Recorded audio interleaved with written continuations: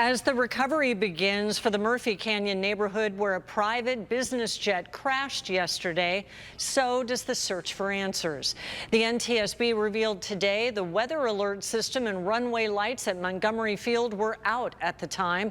The agency confirmed all 6 people on board were killed. The county medical examiner just identified 3 of the victims as music agent David Shapiro, Emma Hook, and Selena Kenyon. And we will hear from one of Shapiro's friends who have flown with him coming up. No one on the ground died, but 8 people were injured. At least 10 homes were damaged. Out of the ashes of the crash, we're seeing moments of strength. The family whose home took a direct hit got to meet and thank the neighbors who rushed in to save them. We owe all 6 of our lives to him right now. So seeing him is also making me emotional because it's all clicking together today. We have team coverage. We begin with ABC 10 News reporter Laura Acevedo back at the scene with an update on the investigation.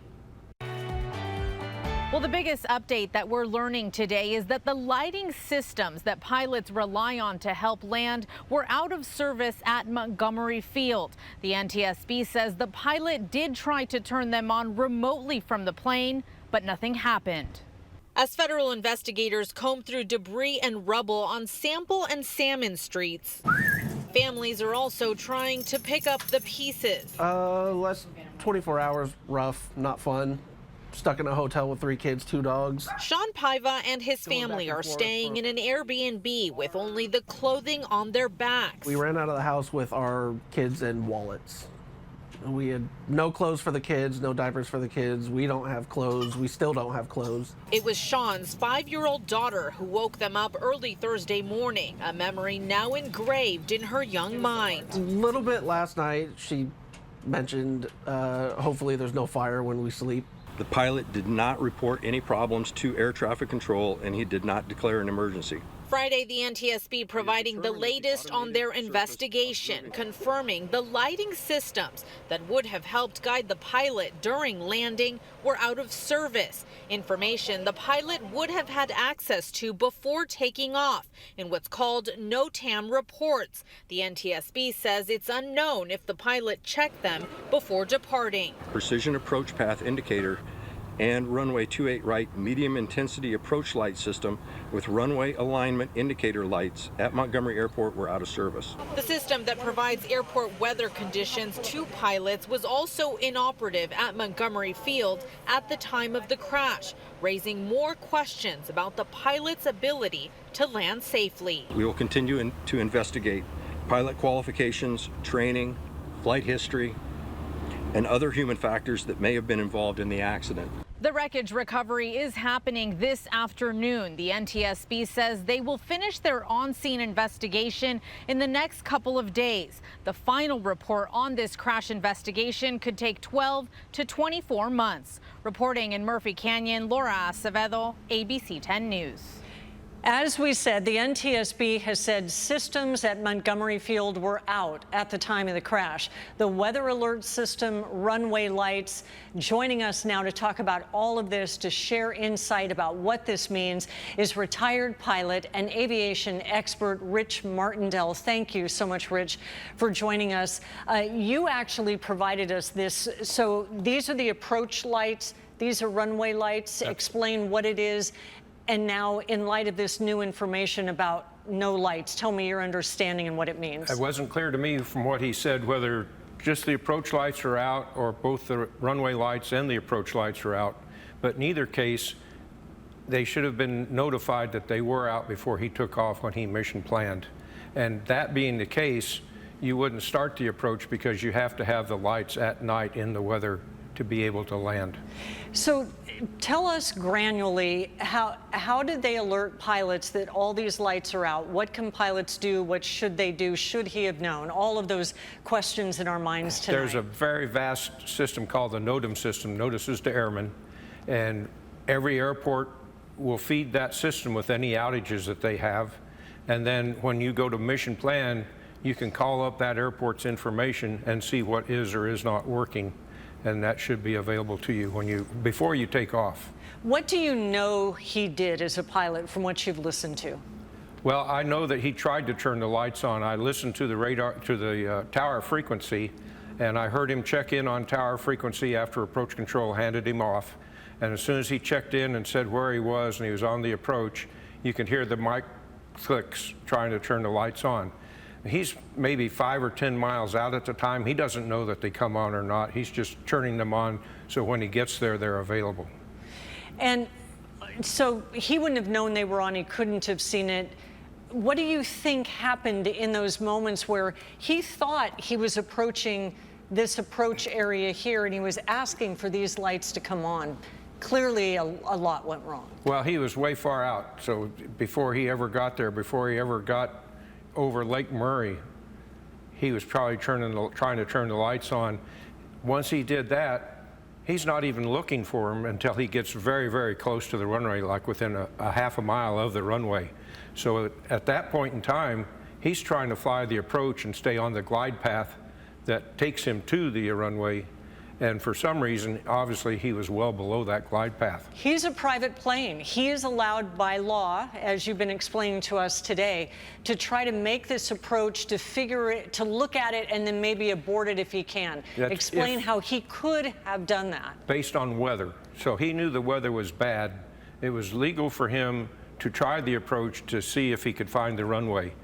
What he didn't know, evidently, was that the lights weren't going to be there to make him able to find the runway.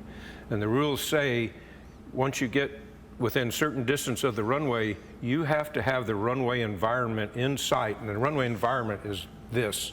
And if that's not in sight, you cannot land. You have to do a missed approach. So NOTAMs, as you call it, which is the computer system, should have said these lights were out. We do or do not know yet whether that was ever put into the NOTAM system for him to have known. I don't know, but NTSB will certainly be able to research that and know if that NOTAM was available to him either at Teterboro or Wichita when he refreshed his information. And then they'll go from there as whether or not he was aware of it or not. And as far as the weather, you speak about that. It also notes that there's no weather conditions available for Montgomery Field. There were for Miramar. Yes. We know it was very low at Miramar, a quarter to a half mile. There was a little more visibility at Montgomery, according to some of our statistics from the National Weather Service. But when you look at all that weather-wise, as a pilot, what are you thinking? Well, I'm very seriously considering whether or not I'm going to do the approach. He had every reason to try it, and it was appropriate for him to do so. But again, you know, if the weather's 200 feet overcast, you're not going to see anything until you get under the overcast. You can't possibly see the runway environment until you get out of the clouds. A lot going on Yep. all at once in this tragedy, Yep. in this tragedy between the weather, the systems, Yep. the lights, Yep. the And so approach. the lights not being there are a factor, but the problem he had was being too low on the approach well before he got to the runway. And that's what the NTSB is going to have to try to figure out, if they can get some good altitude readouts from the radar track and whatnot. He was too low. How far out was he when you know he was too low? Well, I don't know how far out he was. They'll find that out. But they can find that out, because they can get his altitude readout, and then they can plot the glide slope and know what altitude he should have been at each range, and see when he went below the glide path. The beginning of a very long investigation. It takes a long time, and that's why they say it takes a year to 2 years to get a final report. Aviation expert Rich Martindale, we appreciate your expertise always. Thank you. You're welcome. Days later, those on board the plane that crashed into a Murphy Canyon neighborhood are being remembered, including a music agent who was a frequent visitor to this home music studio in San Diego. This is a picture of Dave and my son. In the corner of the music studio in the back of Victor Fuentes Sr.'s home, a Polaroid that captured the confidence before the success. Fuentes says his son Vic, co-founder of rock band Pierce the Veil, He said, Dad, we got bad news. called him Thursday and broke the news. His longtime friend and booking agent David Shapiro was on board the plane that crashed into a Murphy Canyon neighborhood, killing him and 5 others. Dave Shapiro is like a brother to him. He just broke down. He was crying most of the day yesterday. Fuentes says after Shapiro attended a Pierce the Veil concert at Madison Square Garden that night, his son had dinner with Shapiro and several others on the flight before it took off. My heart just dropped. Just devastated. A heartbroken Fuentes, who saw Shapiro 3 to 6 times a year, sometimes for meetings in the studio, This is an official gold record for the song King for a Day. credits Shapiro with guiding his son for the past 18 years, booking bigger and bigger venues. You knew that Dave was going to stick up for your band. He cared about serious musicians that were trying to make it. Fuentes says Shapiro and his son were good friends. My son would go on private rides. Shapiro would take his son out on one of his several airplanes, his son confident in Shapiro's flying experience and ability. On Thursday, Shapiro's business jet would crash into a neighborhood, killing all on board, including a man who has been there from the start for Fuentes' son. We're going to miss Dave Shapiro. Michael Chen, ABC 10 News. One home took a direct hit yesterday, suffering the most damage. Our team first met the family who lives there yesterday morning. A neighbor came to their rescue, helping them escape the flames. We got the kids over the fence, and then I jumped over the fence. They brought a ladder, and the dogs, we got them both there, and then he eventually got off onto the other side. Our ABC 10 News anchor, Melissa Masiha, caught up with them again today as they returned home. She also checked in with their hero neighbor to see how they're all coping after the chaos. This is the first time Ben and Shujana McCarty are being allowed into their home since a jet crashed into it. Shujana, her husband Ben, 2 kids and pets all got out safely. We had our 2 dogs. I'm so glad we got our 2 dogs out because unfortunately this is my second house fire and I lost my dog the first one, so my priority was just getting everybody out of the house, and we were able to do that. Come on, let's go! Let's go! Let's go! She credits these 2 men, Gilbert Gonzalez and Benjamin Manzanares, for helping save their lives. We owe all 6 of our lives to him right now. So seeing him is also making me emotional because it's all clicking together today, and if it wasn't for him, and he said Benjamin and the other men who just ran up, oh my goodness, he says I'm not a hero, but he really was. He really was. We wouldn't be here right now. Making sure everyone is okay. I mean, we have a bunch of friends that live on here. You know, we all get together every weekend.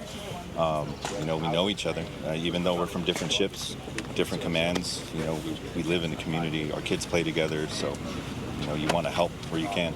Ben told me they're now trying to start over. So many of their possessions gone. You called insurance adjuster, and like a plane just crashed into both my cars, and they're like, it's not something you hear every day. So it's hard to work through. It just makes you realize, like, starting from ground zero and working your way up and just trying to keep track of everything that you have to do and realize this process isn't something that's going to be like an overnight process. It's going to be something that's going to take a while. How has the military been helping you out? Oh, amazing. I mean, from the people that helped us get out of the house to, I mean, all the support around us. I haven't felt like there's always someone there, been supported by everyone. A military community strong, serving our country and each other. Ben has served in the Navy for more than a decade, and when I spoke to him, he said he is just so thankful for the military and the San Diego community at large for all of their help. In Murphy Canyon, I'm Melissa Masiha. An amazing show of support and such strength. And it's not just people impacted by the crash. The San Diego Humane Society is caring for dozens of pets that it's taken in. You'll see the reunion that our crew captured while doing a story at the shelter next. Oh, and they're so great. And we have cooler weather coming our way for our Memorial Day weekend, along with a deepening marine layer. I'm going to be pinpointing when those clouds will clear and temperatures start to go back up again.